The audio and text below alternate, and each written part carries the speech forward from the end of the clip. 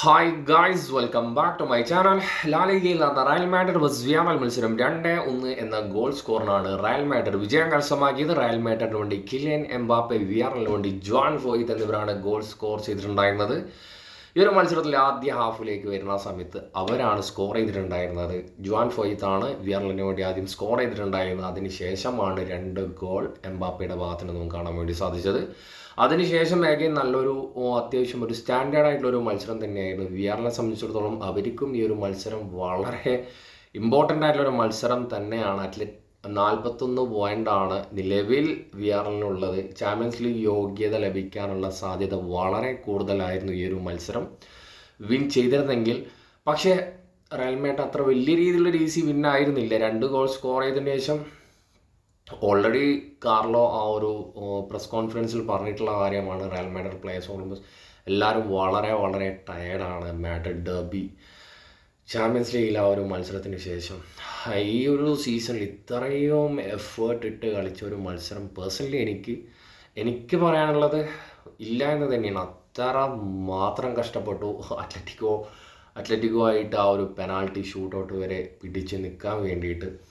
അപ്പോൾ അത് കഴിഞ്ഞ് 2 ദിവസം കഴിഞ്ഞ പാടാണ് അഗൈൻ ഇതുപോലൊരു മത്സരം വരുന്നത്. അപ്പോൾ അതേ എഫേർട്ട് തന്നെയാണ് ഈ ഒരു മത്സരത്തിലും കൊടുക്കേണ്ടത്. പക്ഷേ അത്ലറ്റിക്കോനെ അതുപോലെയുള്ള ഒരു വലിയൊരു ടീമല്ല എന്ന് മാത്രമാണ്. വിനീഷ്യസ് ജൂനിയർ ആദ്യം പറഞ്ഞിട്ടുണ്ടായിരുന്നു എനിക്ക് റെസ്റ്റ് വേണമെന്ന്. പക്ഷേ കാർലോ ഒരു തരത്തിലും ആർക്കും റെസ്റ്റ് അനുവദിച്ചിട്ടുണ്ടായിരുന്നില്ല. കാർലോനെ സംബന്ധിച്ചിടത്തോളം റയൽ മാഡ്രിഡ്, ബാഴ്സലോണ, അത്ലറ്റിക്കോ വെറും 56 പോയിൻ്റാണ് അത്ലറ്റിക്കോക്കുള്ളത്. ബാഴ്സലോണക്ക് ആണെങ്കിൽ 1 കളി കുറവാണ്, 2 കളി കുറവാണ് കളിച്ചിട്ടുള്ളത്. 2 കളിയല്ല, 1 കളിയാണ് കുറവ് കളിച്ചിട്ടുള്ളത്. നാളെ അത്ലറ്റിക്കോ മാഡ്രിഡായിട്ടുള്ളൊരു മത്സരം നടക്കാൻ വേണ്ടി പോവുകയാണ്. 2 ടീമിനും വിജയമല്ലാതെ വേറെ ഓപ്ഷൻ ഇല്ല. പക്ഷെ ബാഴ്സലോണ നോക്കിയാണെങ്കിലും 1 കളി കുറവാണ് ബാഴ്സലോണയെ സംബന്ധിച്ചിടത്തോളം. അത്ലറ്റിക്കോ ഈ ഒരു ചാമ്പ്യൻസ് ലീഗ് കഴിഞ്ഞിട്ടുള്ള ആദ്യ മത്സരമാണ്. ഒരു ഹെവി പ്രഷർ അത് അത്രമാത്രം ചിലപ്പോൾ ബാഴ്സലോണയോട് തീർക്കാനുള്ള സാധ്യത വളരെ വളരെ കൂടുതൽ തന്നെയായിരിക്കും. എന്താകും എന്ന് നാളെയും ഒരു കിട്ടിലം മാച്ച് കാണാനുള്ള വളരെ ആകാംക്ഷയോടുമാണ് ഗൈസ് ഞാനും വെയിറ്റ് ചെയ്തുകൊണ്ടിരിക്കുന്നത്. റയൽ മാഡ്രിഡ് 60 പോയിൻറ്റുമായിട്ട് സ്റ്റിൽ 1ാം സ്ഥാനത്തേക്ക് മുന്നേറിയിരിക്കുകയാണ്. പക്ഷേ ഒരിക്കലും കൺഫേം ചെയ്ത് പറയാനുള്ള ഒരു സിറ്റുവേഷൻ അല്ല. ഇപ്പോൾ പ്രീമിയർ ലീഗിലേക്ക് നോക്കുവാണെങ്കിൽ ലിവർപൂൾ 100% കൺഫേം ആണ്, അവർക്ക് ഇനി എതിരാളികളില്ല. പക്ഷേ ലാലിഗയിലേക്ക് വരുന്ന സമയത്ത് അവസാന മത്സരം വരെ ഈ ഒരു സെയിം പാറ്റേൺ തന്നെ ആയിരിക്കും. അല്ലെങ്കിൽ ഏതെങ്കിലും ഒരു ടീം 2-3 മാച്ച് അടുപ്പിച്ച് തോറ്റ് കഴിഞ്ഞാൽ മാത്രമാണ് രണ്ട് ടീം ഒരു ടീമല്ല, ഒന്നിക്കിൽ റയൽ മാഡ്രിഡ് അല്ലെങ്കിൽ ബാഴ്സലോണ അല്ലെങ്കിൽ അത്ലറ്റിക്കോ മാഡ്രിഡ്, ഈ 3 ടീമുകളിൽ ഏതെങ്കിലും ഒരു ടീം 2 കളി 3 കളി അടുപ്പിച്ച് തോറ്റാൽ മാത്രമാണ്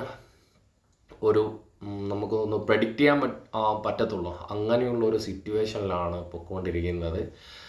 ഈ ഒരു 2 ഗോൾ സ്കോർ ചെയ്തതിന് ശേഷം വലിയ രീതിയിലുള്ളൊരു അവരെ ഹോം ഗ്രൗണ്ടിൽ വെച്ചിട്ടായിരുന്നു മത്സരം ഉണ്ടായിരുന്നത്. ഇഞ്ചുറി പറ്റേണ്ട ഓൾറെഡി പറഞ്ഞല്ലോ, ടയർഡാണ് പ്ലേയേഴ്സ്, എല്ലാവരും ടയർഡാണ്. പക്ഷേ വിയാറിനെ സംബന്ധിച്ചിടത്തോളം വളരെ നല്ല രീതിയിലുള്ള പെർഫോമൻസ് ആയിരുന്നു. ഒരുപാട് അറ്റംപ്റ്റ് നടത്തിയിട്ടുണ്ടായിരുന്നു. പക്ഷേ വൻമതിൽ കോട്ട് ഉള്ളത് കൊണ്ട് മാത്രം കോട്ടുവേണ്ട ഒരുപാട് ഓൺ ടാർഗറ്റ് സേവിങ്സ് ഉണ്ടായിരുന്നു. അപ്പോൾ ഈ ഒരു മത്സരത്തിൽ കോട്ടു ഉണ്ടാക്കിയ ഇമ്പാക്റ്റ് വളരെ വളരെ കൂടുതലാണ് ഗൈസ്. അപ്പോൾ ഇനി എന്താണ് ലാലിഗയിൽ സംഭവിക്കാൻ പോവുക എന്നുള്ളത് വളരെ ആകാംക്ഷയോട് കൂടിയാണ് as A Real Madrid fans ഞാനും വെയിറ്റ് ചെയ്തുകൊണ്ടിരിക്കുന്നത്. അപ്പോൾ ഗൈസ് ഈ ഒരു മാച്ച് ലൈവായിട്ട് കണ്ട വ്യക്തികളുണ്ടെങ്കിൽ നിങ്ങളുടെ അഭിപ്രായം കമൻറ്റിൽ രേഖപ്പെടുത്തുക. നെക്സ്റ്റ് വീഡിയോയുമായി വീണ്ടും കാണാം.